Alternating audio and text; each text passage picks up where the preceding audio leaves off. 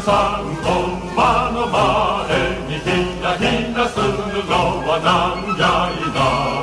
あれは朝敵征伐せよとの錦の御旗じゃ知らないか。とことんやれとんやれな。一点万丈の帝に手向かい帝に手向かいするやつを狙い外さずどんどん打ち出すどんどん打ち出すさあちょうどとことんやれとんやれな。Meiji Restoration was a time of rapid modernization for the militarily weak country of Japan. It began in 1868 with the fall of the Tokugawa shogun and the rise of an emperor named Mutsuhito, later known as Meiji. Now, you may wonder, what exactly started this revolution? Well, in order to do that, let's take a step back in time. It was 1853. Japan was still under their isolationist stance, with little to no trade flowing in and out of the country. This was when Commodore Perry and his naval fleet arrived. Japan was forced to revoke their isolationist policy, and this act of weakness in the shogunate just proved that something had to be done. That was when the seeds for the Meiji Restoration took root. Tensions began to rise as the Bakumatsu unrest took full force. There were two sides to this. One side being the pro-Western reformers. These people advocated for modernization to happen in Japan, and they even sent samurai to study the westernized culture in the US. The other side was the anti-Western factions. This group rallied against the pro-Western reformers and fell under the famous slogan, "Revere the Emperor, expel the Western barbarians." This unrest caused many problems, as it escalated quickly and caused many fatalities, such as the pro-Western official Naosuke in 1863. This just led to more pressure on the shogunate and pushed the Meiji Restoration into place just 5 years later.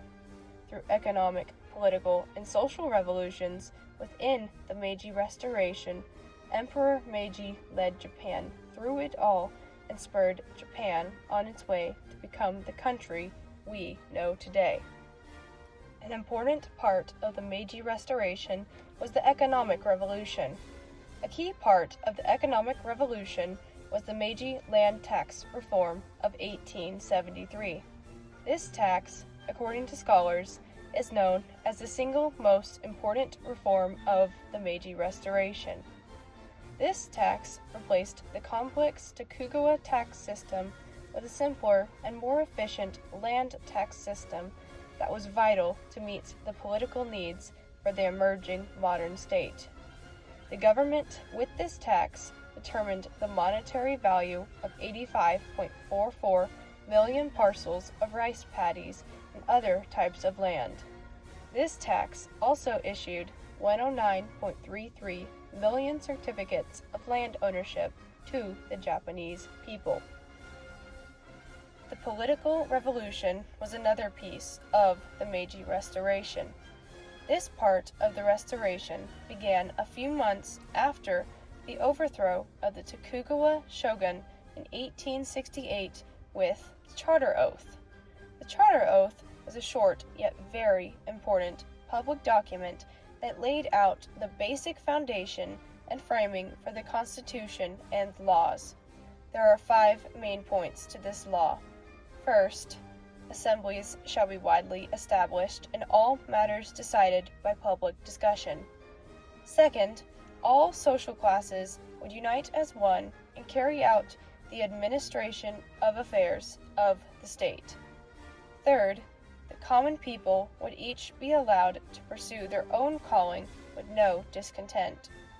Fourth, all evil customs of the past shall be done away with, and all customs would now be based upon the laws of nature. Fifth, all knowledge shall be sought from the world, so the foundations of imperial rule would be strengthened.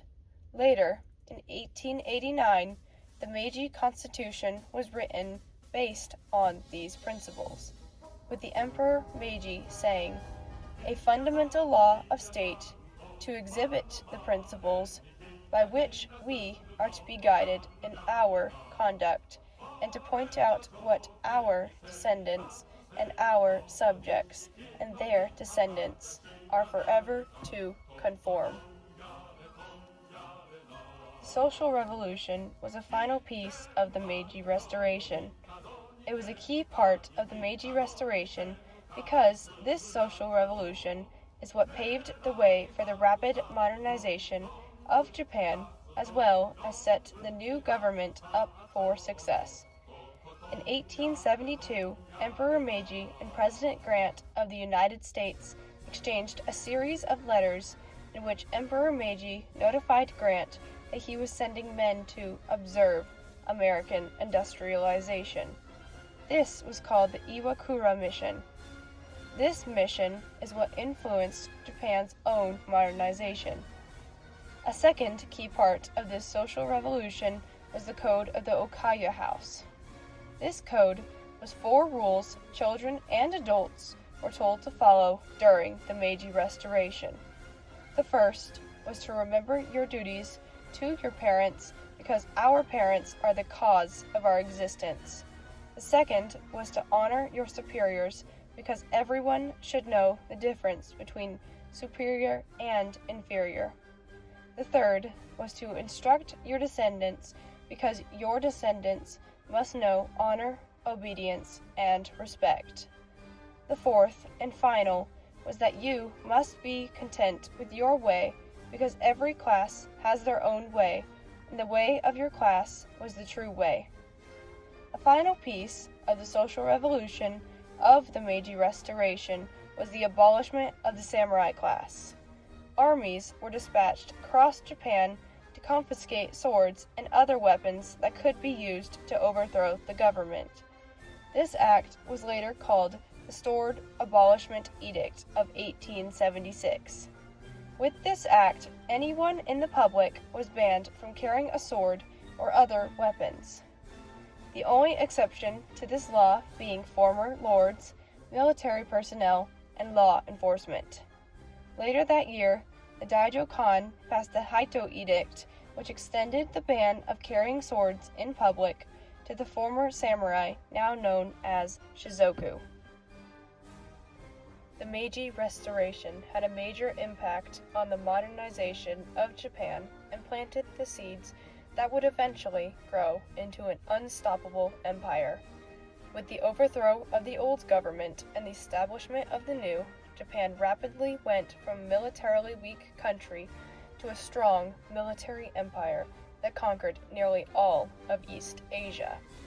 Without this rapid modernization, the country would never have become the empire that not only conquered most of East Asia, but attacked the United States at Pearl Harbor on December 7, 1941. Now, you may ask, what is the revolution, reaction, and reform of this restoration? Well, the revolution was the fall of the shogun and the rise of the emperor. The reaction of the people was excitement. The people embraced the change with open arms as they believed having the emperor back would bring their country prosperity and growth. The reform was that Japan went from a military weak nation with no modernization to this strong military nation with rapid modernization to keep up with the rest of the modernized nations. Though this restoration had its ups and downs, it overall changed Japan for the better and helped pave the way to the Japan we all know today.